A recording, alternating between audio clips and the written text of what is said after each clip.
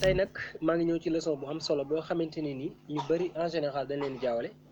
comme boo bëggee wax my brother and I comme nga ne maag sama frère bi wala nga ne my brother and me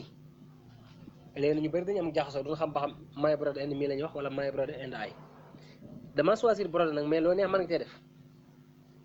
bu la neexal nga ne ok my friend and I wala nga ne Khadim and I et cetera wala nga ne my brother and me wala Khadim and me ok. So it depends on the sentence structure maanaam ma ngi dépendre ci structure phrase bi daal phrase bi ni mu tëddee foofu lay dépendre. I is a subject pronoun mu ne I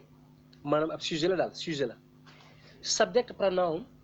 boo ko déggee moom day def wax ji daal maanaam mooy li waral wax ji moom mooy def. So me is an object pronoun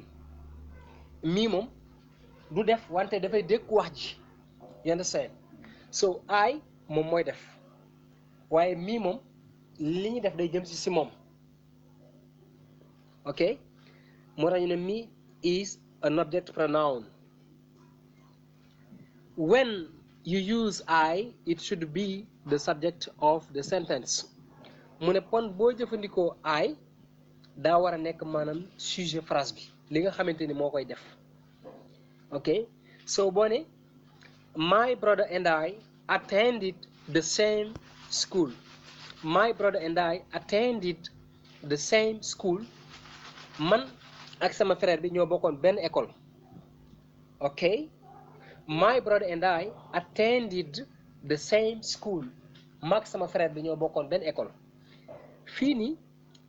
amoo droit naan my brother and me because boo ne my brother and I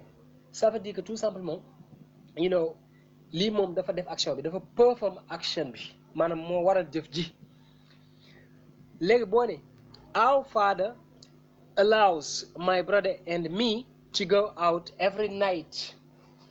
maanaam sunu papa dañuy autoriser man ak sama frère bi ñu génn guddi gu jot waaye maanaam jëf ji moom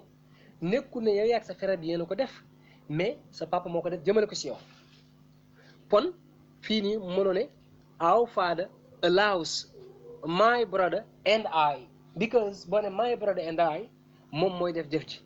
so boo ne my brother and me dafa moom mooy dékku jëf ji